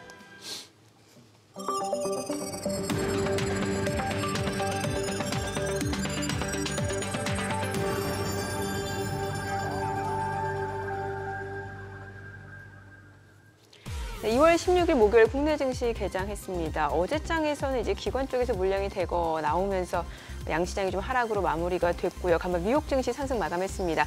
소매 판매 지표가 나왔습니다. 굉장히 좋았어요. 그러니까 소비 호조가 이어지고 있다는 거고 22개월 만에 가장 큰 폭으로 올랐습니다. 경기는 생각보다 괜찮다는 측면에서 연준 입장에서는 계속해서 긴축을 장기화할 수 있는 근거가 생겼습니다. 그럼에도 불구하고 시장에서는 오히려 경기, 그러니까 경착륙에 대한 우려를 덜면서 상승으로 마무리가 됐고 오늘 국내 증시 흐름 또 그 영향이 좀 예상이 됐던 부분이죠. 지수 확인해 보겠습니다. 코스피가 0.6% 상승 출발입니다. 2,445포인트, 0.7%까지 올라가네요. 그리고 코스닥도 0.9% 올라갑니다. 772포인트입니다. 과연 하루 만에 어제 낙폭을 또 만회낼 수 있을지가 관전 포인트가 될 것 같은데 양시장 지금 상승 출발 보여주고 있고요. 시가총액 상위 종목 시초가 보도록 하겠습니다. 삼성전자가 0.8% 올라갑니다. 62,700원, 62,700원에 거래되고 있고요. LG에너지솔루션도 1.7% 올라갑니다. 53만 6천 원이죠. SK하이닉스도 0.6% 상승합니다. 92,300원이고요. 삼성바이오로직스도 79만 6천 원으로 0.2% 올라갑니다. 삼성 SDI도 0.4% 상승 중이죠. 72만 9천 원이고요. LG화학도 0.7% 상승합니다. 67만 9천 원. 삼성전자 우선주도 0.5% 올라가고요. 현대차도 0.4% 상승합니다. 17만 3,400원이고요. 네이버 1.3% 상승합니다. 21만 9,500원. 1.86% 올라가네요. 기아도 1% 상승으로 73,400원에 거래되고 있습니다. 자, 그리고 나온 소식 중에 삼성물산 이제 3조 규모의 자사주를 5년에 걸쳐서 전량 분할 소각한다라는 소식이 전해지고 있고요. 주가 지금 5% 강세입니다. 삼성물산 11만 7,400원에 거래가 되고 있습니다. 그리고 코스닥 시가총액 상위 종목 시초가도 좀 보도록 하겠습니다. 에코프로비엠 오늘 1.4% 올라갑니다. 14만 2,700원이고요. 에코프로도 2.5% 강세입니다. 21만 9천 원. 이 가운데 LNF도 1.6% 상승. 셀트리온 헬스케어는 0.8% 올라가네요. 5만 6,800원. 카카오게임즈도 1.5% 올라가고요. 펄어비스도 1.3% 상승하고요. SM 1.8% 올라갑니다. 12만 4,900원. HLB도 1.2% 올라가고요. 오스템 임플란트 강보합권이고요. 리노공업이 1.6% 상승으로 17만 4,400원에 거래되고 있습니다. 지금 시가총액 10위권 내에서 전 종목이 상승을 보여주고 있는 상황이고 SM 같은 경우 최근에 경영권 분쟁 이슈로 주가 많이 올랐는데 오늘 좀 오르는 와중에 또 윗꼬리 달고 내려오는 모습, 음봉을 좀 보여주고 있는 상황이고요. 지금 시각 9시 2분 지나가고 있습니다. 수급 상황 체크를 해보도록 하겠습니다. 오늘 유가증권 시장에서는 개인과 기관이 삽니다. 개인 투자자가 154억 원 순매수고요. 기관이 26억 원 매수. 외국인 187억 원 매도 우위를 나타내고 있습니다. 업종별 수급 보도록 하겠습니다. 업종별로 봤을 때 오늘 외국인은 전기전자, 운수장비에서 매수 보여주고 있고요. 기관이 지금 유통 섹터에서 순매수를 보여주고 있는데 지금 보시다시피 기관이 매수하고 있는 유통 섹터 오늘장에서 강세를 보여주고 있는 상황입니다. 뒤이어서 서비스업, 운수장비, 의료정밀 섹터가 상승을 보여주고 있는 상황이고요. 유통 섹터 내에서 또 어떤 종목들이 강세를 보여주고 있는지 구성 종목을 좀 보도록 하겠습니다. 오늘 유통 섹터 내에서는 지금 보게 되면은 삼성물산 이슈, 자사주 소각 이슈가 있다 보니까 우선주가 강세를 나타내면서 지금 유통 섹터의 강세를 이끌고 있고 보시다시피 삼성물산 5.4% 상승입니다. 3조 원 규모의 자사주 소각 이슈가 있죠. 자, 그리고 그 밖에 코오롱 모빌리티 그룹, 대구백화점도 4%에서 3.9% 지금 상승, 강세를 보여주고 있습니다. 지금 시각 9시 3분 지나갑니다. 코스닥 수급도 확인해 보도록 하겠습니다. 코스닥 쪽은 오늘 개인 투자자 홀로 순매수입니다. 605억 원 매수 우위고요. 외국인과 기관은 각각 434억 원, 160억 원 순매도를 나타내고 있습니다. 지금 시각 9시 4분 지나갑니다. 환율도 중요해 보이는데 오늘 외환시장 개장 상황입니다. 달러 원 환율 오늘 또 올라갑니다. 80전 상승한 1283원에 개장이 됐습니다. 소장님이 말씀해 주신 대로 지금 환율 같은 경우는 이미 60일 이동 평균선을 돌파한 상황이고 지금 달러 강세가 좀 이어지고 있단 말이죠. 여기다가 소비 지표까지 좋았으니까요. 네. 그러니까요. 지금 어쨌거나 달러 기술적으로만 보자면은 61선 저항은 뚫었는데 그거 지금 차트상으로 꺼지는 이제 우하향 채널 상단에 와가지고 여기서도 이제 갈 수 있느냐 하는 그런 싸움 같은데. 시장이 매일 예를 들어서 12라운드 권투 경기로 치면은 1라운드부터 12라운드까지 계속 난타전이 갈 수는 없잖아요. 네네네. 그죠? 그렇죠. 또 한 라운드 내에 3분 경기도 3분 내내 서로 치고받고 할 수는 없고. 좀 쉬어갈 수도 있고. 지금은 좀 쉬어가거나 클린치하거나 좀 이렇게 빙빙 돌면서 할 수 있는 그런 장 같은데 놀라운 거는 요새는 이 진짜 학습이 잘 됐어요.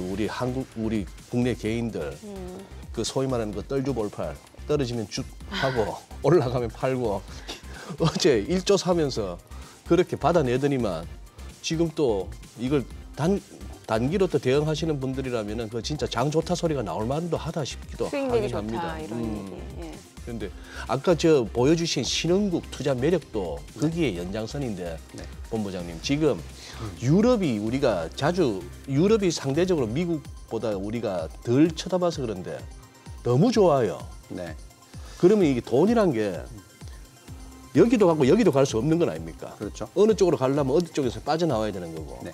그런 관점에서 한번 봐주시면은. 우선은 선진국으로 보면은요. 유럽의 매력도가 상당히 높았었죠.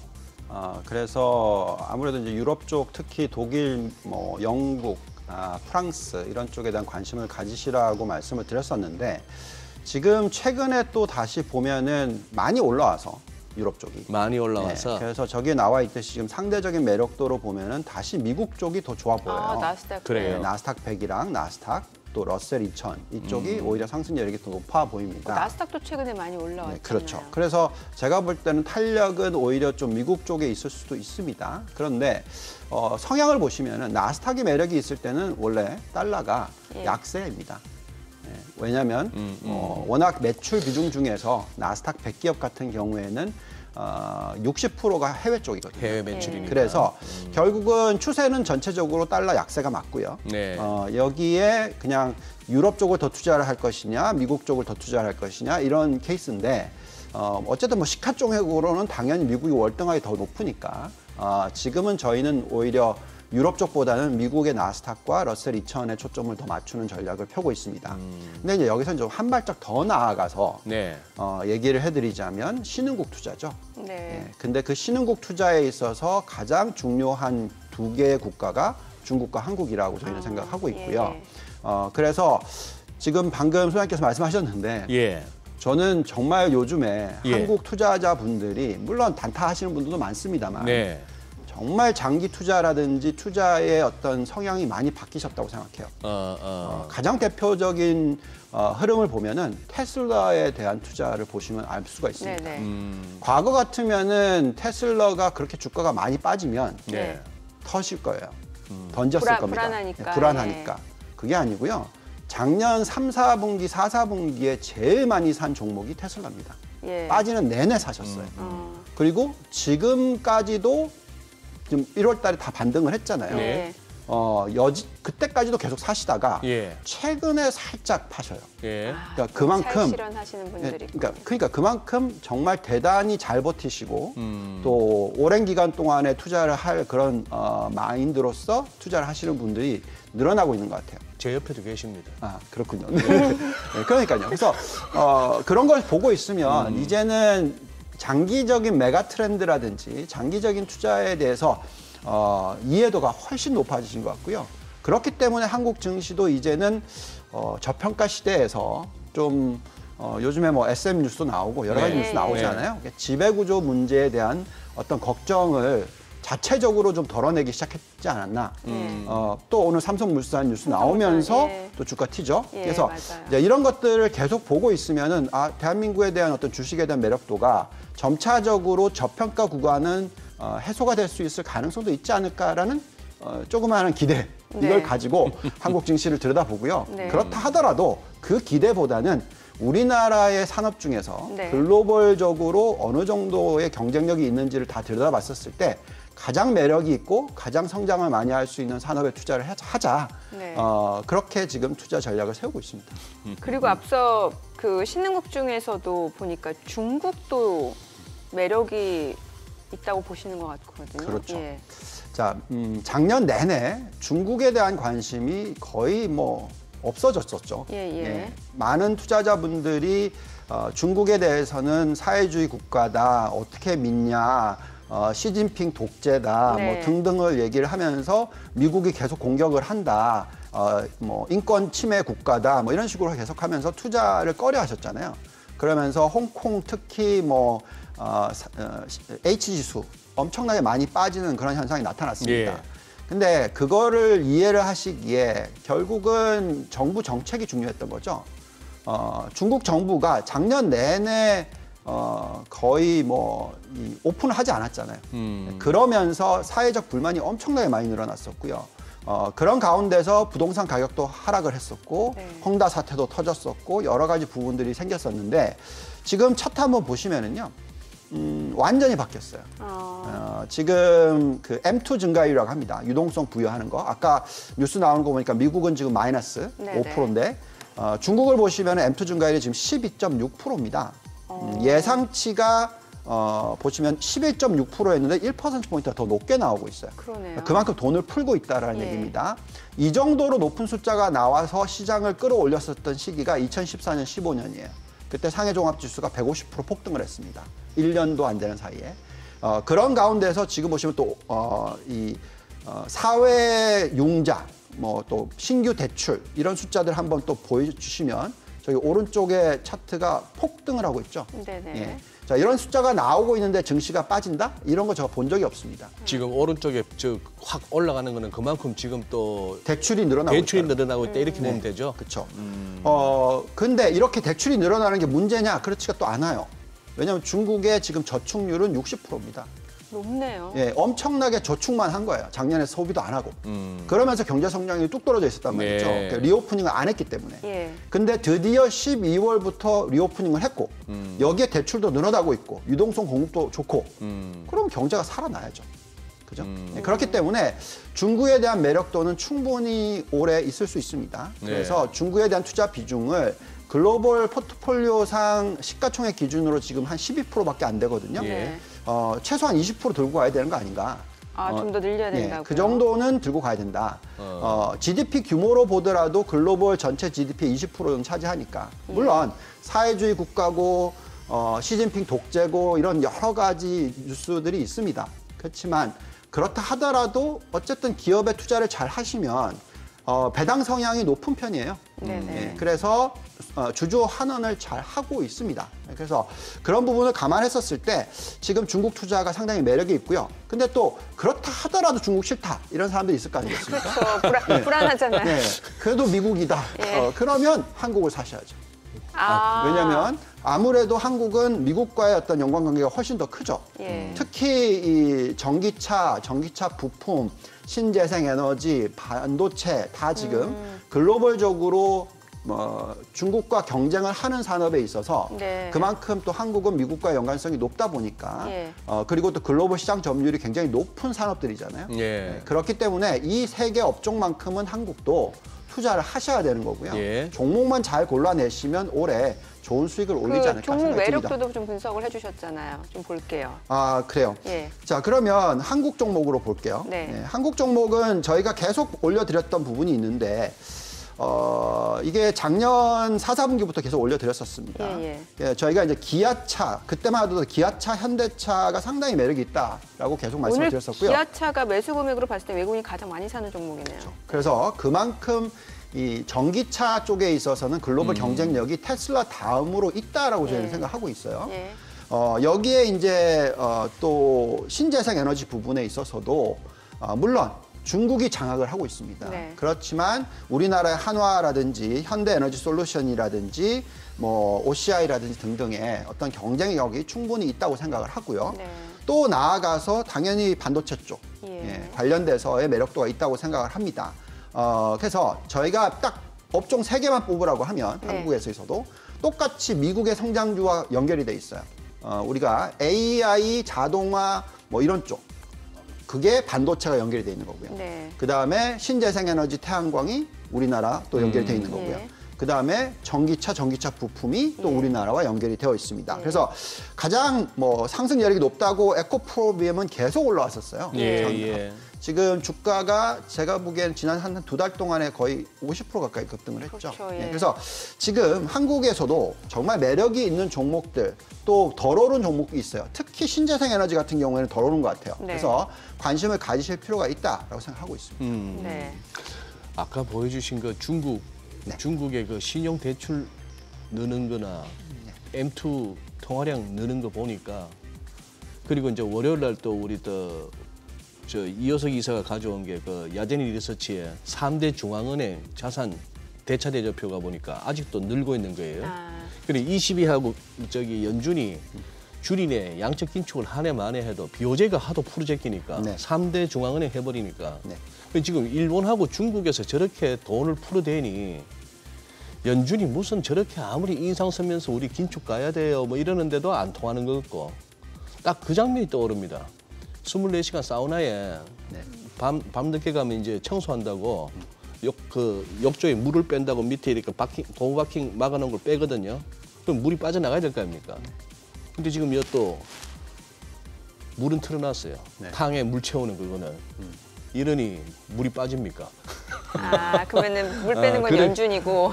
물 빼겠다고 고무 바킹 뺐는데 이쪽에서 중국하고 일본은 또 계속 물 채우고 있으니 장이 이 긴축 그러는 와중에도 잘 안 빠지는 이유도 좀 어느 정도 있죠. 게다가 물론 제가 미국에서도 살아봤고 중국에도 살아봤고 이 두 국가가 완전히 틀리잖아요. 그러시네. 네. 중국은 계획 경제거든요. 그리고 뭐 말씀하신 대로 독재 뭐 이렇게까지 얘기할 수 있잖아요. 자, 그렇기 때문에 미국이 그렇게 풀어제낄 때 중국 안 풀었거든요. 이제 미국이 계속 또 긴축을 하니 풀면서 시장 점유율을 가져가는 그런 걸 갖고 오죠. 그래서 참 잘하고 있다 정도로 보여져요. 그러고 보니까 2008년 금융위기 왔을 때도 그때 4조 위안 풀었잖아요.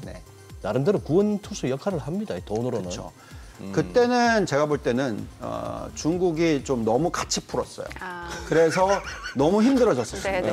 그래서 지금은 그런 실수는 안 하는 것 같아요. 그래서 저희가 중국에 투자를 할 때 있어서 어디에 투자를 해야 되냐면 중국이 글로벌 경쟁력을 가지고 있는 산업이 뭐냐. 아무리 사회주의 국가라 하더라도 그게 전기차와 신재생 에너지. 전기차, 신재생 에너지. 특히 신재생 에너지. 그래서 신재생 에너지의 비중으로 투자는 가장 크게 가져가야 되는 쪽은 중국에 있어서 중국이다. 그 종목들만큼은 어떻게 보면 이 국가가 앞으로 글로벌 경쟁력을 유지시키기 위해서 전력 소비가 굉장히 많이 될 겁니다. 여기만큼은 다 지금 수입을 하고 있는 상황이라서 자체적으로 신재생 에너지 개발을 엄청나게 할 거기 때문에 여기에 대한 투자가 필요하다 말씀을 드리겠습니다. 그럼 다음 시간에 저희가 그 업종별로 좀 종목 매력도 더 점검을 해보도록 하죠. 본부장님 오늘 말씀 잘 들었습니다. 고맙습니다. 감사합니다.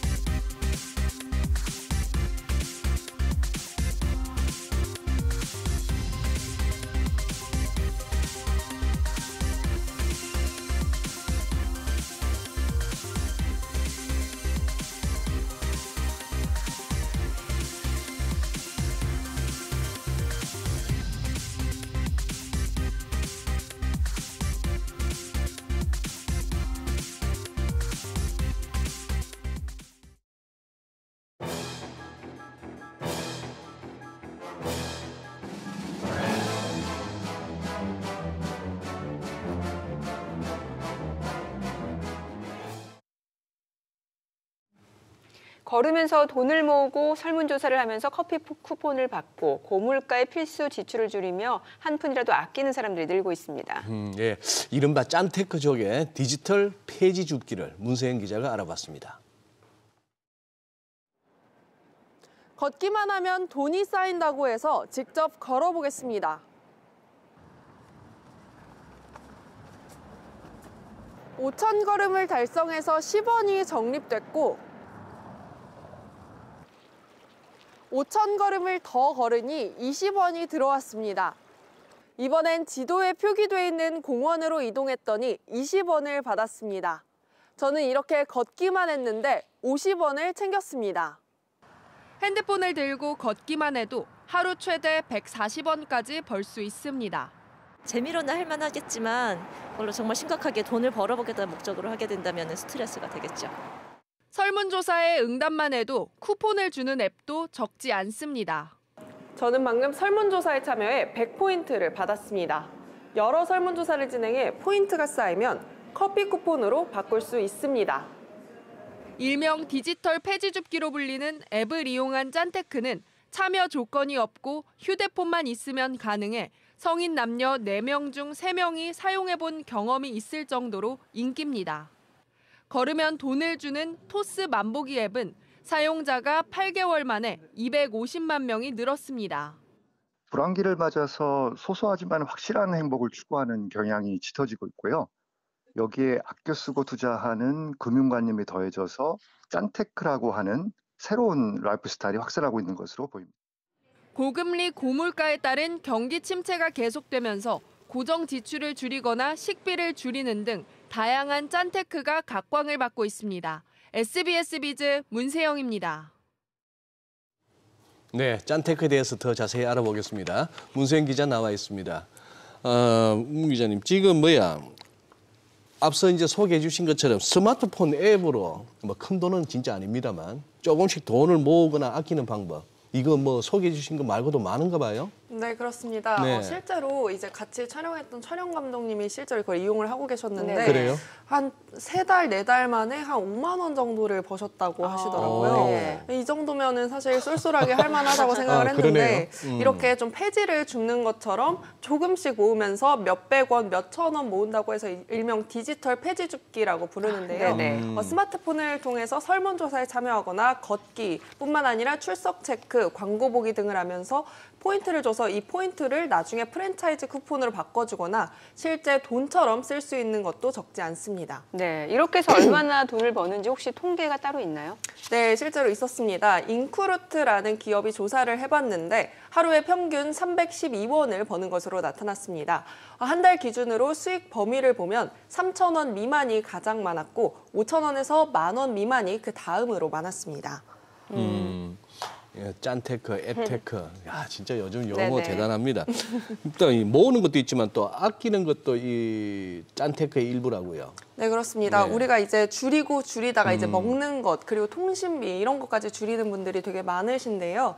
이제 직접 정가를 내고 음식을 사 먹는 대신 이 쿠폰을 이용하는 건데요. G마켓이나 11번가 등 오픈마켓에서 프랜차이즈 쿠폰을 실제 가격보다 조금 저렴하게 판매하는 경우가 많습니다. 그래서 이 쿠폰을 사서 식당이나 카페에서 카드로 결제하는 대신 해당 쿠폰으로 구입하는 겁니다. 몇백, 몇천 원이라도 지출을 줄이려는 노력인 겁니다. 지난달 외식 관련 이 쿠폰은 전년보다 판매가 4배 넘게 늘었다고 합니다.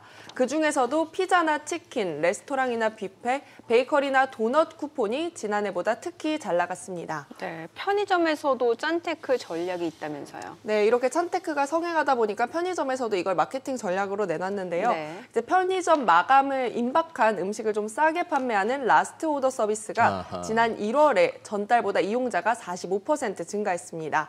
편의점에서 판매하는 도시락을 구독해서 저렴하게 먹는 쿠폰도 20%가량 늘었습니다. 또 어르신들이 많이 사용해서 효도폰이라고 불렸던 이 알뜰폰이 짠테크를 하는 젊은 세대들 사이에서 굉장히 인기입니다. 한 알뜰폰 업체는 가입자의 60%가 2030 세대라고 이제 밝혔습니다. 간단히 편의점에서 유심칩을 구입하고 전화로 가입하면 통신비를 줄일 수 있으니 가입자가 크게 늘 수밖에 없는 구조입니다. 1년 동안 알뜰폰을 등록한 수가 통신 3사 증가분을 합친 수보다 훨씬 많았는데요. 네, 그렇습니다. 네, 뭐 고물가 시대에 한 푼이라도 아끼는 모습이 굉장히 뚜렷해지는 것 같네요. 문 기자 잘 들었습니다. 고맙습니다. 살면서 현실적으로 알아야 할 법들에 대해서 알아보는 생활 속 법률 상식 시간입니다. 살다 보면 분쟁에 휘말리고 또 소송이 벌어지는 경우가 종종 생기죠. 그럴 일이 없으면 가장 좋겠지만 또 만약을 위해 기본적인 법률 지식 미리 알아두는 것도 필요해 보입니다. 네, 특히 이제 금액이 크지 않은 소액의 경우에는 전문가 도움을 받자니 비용이 좀 아깝기도 하고 부담스럽죠. 또 혼자 하자니 덜컥 겁이 나는 분들도 계실 텐데요. 그래서 오늘은 셀프 소송 관련해 꼭 필요한 법적 지식 알아보겠습니다. 정의원 변호사 나와 계십니다. 어서 오세요. 어서 오세요. 네. 뭐 사실 이제 크고 작은 법적 분쟁을 겪다 보면 이제 필연적으로 따라오는 게 소송 그리고 나머지 소송 비용인데 뭐 적은 액수로 어떤 경우는 이제 배보다 배꼽이 그러니까 소송 비용이 더 크게 나가는 경우일 경우 사실 부담스러운 이런 소액 소송들 꽤 많을 것 같은데 그래서 요즘엔 이제 셀프 소송이라고 해서 나홀로 소송 굉장히 많이들 늘었다고 하더라고요. 네, 맞습니다. 민사소송 1심에서요. 그 나홀로 소송이 차지하는 비중이 10건 중 7건에 달한다는 통계치가 그래요? 있습니다. 그 정도까지나? 네, 맞습니다. 그리고 형사소송에서는요. 약 50%에 가까운 수치가 홀로 소송을 진행하고 있다는 통계치가 나왔는데요. 민사소송에 있어서 소송의 그 나홀로 소송의 비중이 늘어난 이유는 아무래도 소액 소송의 영향이 큰 것으로 보입니다. 이 소액 사건이다 보니까 변호사를 선임하는 수임료도 부담스럽기 때문에 작은 비용을 청구하는 대신에 내가 직접 소송을 해보자 하시는 분들이 많이 늘어난 것으로 보입니다. 아니 근데 이제 이 돈이란 게 주관적이라서 누구한테는 소액이라지만 누구한테는 또 큰 돈이 될 수 있잖아요. 이 소액 소송 기준이 어떻게 됩니까? 네, 소액 소송 기준은 명확하게 규정이 되어 있습니다. 그래요? 네, 3천만 원을 기준으로 생각하시면 되는데요. 네. 약 3천만 원 이하의 속가이시다 하시면 소액 사건으로 분류돼서 소액 사건으로 진행을 하실 수가 있습니다. 그런데 이제 3월 달부터는 기준이 조금 변경이 되었는데요. 네. 이제 3천만 원을 초과하고 5억 원 이하인 경우에는 단독 재판부로 배정이 되고요. 그다음에 5억 원을 초과하는 경우에는 재판부 3인이 재판하는 합의부 사건으로 배당이 될 예정입니다. 네, 지금 말씀해 주신 대로 그러면 소액 사건, 단독 재판부, 합의 재판부 뭐 민사 재판과 어떤 차이가 있는 건가요? 네, 이제 소액 재판과 합의 재판부, 단독 재판부 사건을 두 분류로 나눠서 한번 설명을 드려보겠는데요. 네. 소액 재판 그 외의 재판으로 한번 말씀을 드려보겠습니다. 소액 재판 같은 경우에는 그 외의 다른 민사 재판과 뚜렷한 차이를 보이는 점이 한 가지가 있습니다. 네. 바로 이행 공고 결정을 할 수 있다라는 점인데요. 이행 공고 결정이라 함은 소를 제기했을 때 법원이 해당 소에 대해서 재판기를 열지 않고 곧바로 해당 소가 적합하다라고 판정을 하는 결정문을 내리는 것입니다. 이 경우에는 이행 공고 결정문을요. 곧바로 상대방에게 송달하게 되고 상대방이 이행 공고 결정문을 받아봤을 때 이의 신청을 하지 않는 경우에는 확정이 되는데 이 경우 판결과 동일한 효력을 나타내기 때문에 굉장히 신속하게 마무리될 수 있는 절차이거든요. 그런데 만약에 상대방이 이의 신청을 하게 된다면 물론 이 경우에는 통상의 재판과 똑같이 아마 재판기일이 잡혀서 진행이 될 거고요.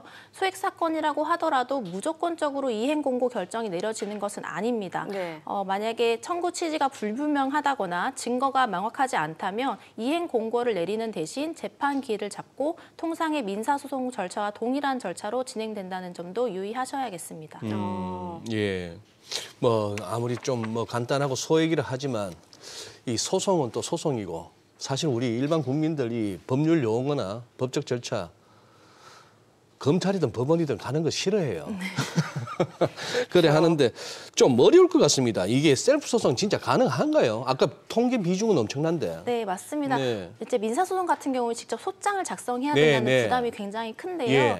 근데 요즘에는 이제 인터넷 사이트에 접속해서 보시면 뭐 양식이라든지 절차라든지 이런 부분들이 소상히 나와 있기 때문에 해당 부분을 좀 따라 하시면 얼마든지 간단한 소송 같은 경우에는 혼자서도 진행이 가능한 것으로 보입니다. 아, 그래요?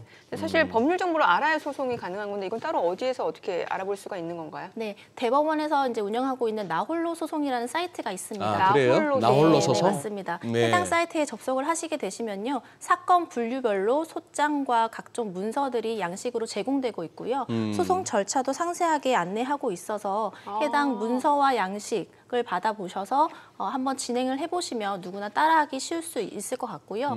또 전자소송 사이트가 존재하는데 만약에 인터넷 사용에 좀 능숙한 분들이시라면 집에서 전자로 소장을 작성해서 보내시고 상대방에게 뭐 도달한 사건 같은 경우에 상대방이 제출한 서면도 전자로 받아보실 수 있거든요. 이렇게 뭐 집에서 손쉽게 하실 수 있는 방법도 있으니까요. 뭐 그 인터넷을 좀 활용하실 수 있는 분들이라면 그렇게 하시면 좋겠고요. 만약에 그게 어려우신 뭐 고령자 분들이시다 하시면 각급 법원에 무료 상담 부스가 다 설치가 되어 있습니다. 따라서 이제 변호사들이 운영하는 뭐 무료 법률 상담이기 때문에 가셔서 상담을 받아보셔도 되고 법률구조공단을 이용해 보셔도 얼마든지 뭐 상담을 받아보실 수 있겠습니다. 그러니까 인터넷으로 하거나 아니면 법원을 찾아가거나 법률 상담 네, 무료로 받아보실 수 있으니까요. 얼마든지 안내를 받아보시면 가능하실 수 있을 것 같습니다. 근데 이 셀프 소송 하기 전에 과연 내가 지금 하고자 하는 소송 자체가 이 법적 분쟁이 이 셀프 소송에 적합한 건지, 그러니까 나홀로 소송에 적합한 건지 알아봐야 될 것 같은데 어떤 포인트들, 체크해야 될 포인트 뭐가 있을까요? 네, 뭐 여러 가지가 있겠지만 몇 가지 말씀을 드리면요. 그 셀프 소송이라고 함은 혼자서 뭐 손쉽게 도전할 수 있다는 이점도 있지만 이 경우에 내가 잘못 소송을 진행해서 패소할 경우 그것들을 되돌리는 데 굉장한 시간과 비용이 소요되기 때문에 이게 과연 내가 혼자서 할 수 있는 셀프 소송에 적합한가 이걸 사전에 한번 검토해 보시는 것이 좋겠습니다. 먼저 한번 검토해 보실 거는요.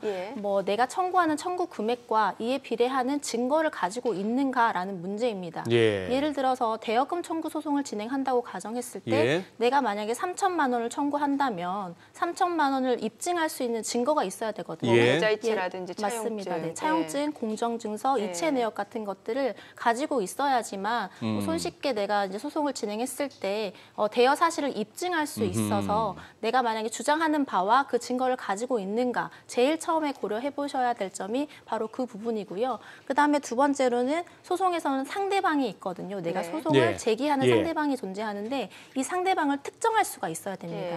소송에서의 특정이라는 것은 이름, 주민등록번호, 주소를 반드시 알아야 되거든요. 내가 누구에게 소를 제기하고 어디에 소장을 송달할지가 나와야 소송을 진행할 수 있는데 많은 분들이 이름과 전화번호만 알고 계시고 주민등록번호나 주소는 개인정보이기 때문에 잘 모르는 경우가 허다합니다. 그러니까 돈 빌려줄 때 꼭 체크를 해야겠네요. 맞습니다. 차용증에 적어주시는 게 가장 좋고요. 만약에 적어두지 않아서 내가 알 수 없다 이런 경우라면 법원을 통해서 사실조회 절차를 거쳐서 주민등록번호를 알아내셔야 되고 주소까지요?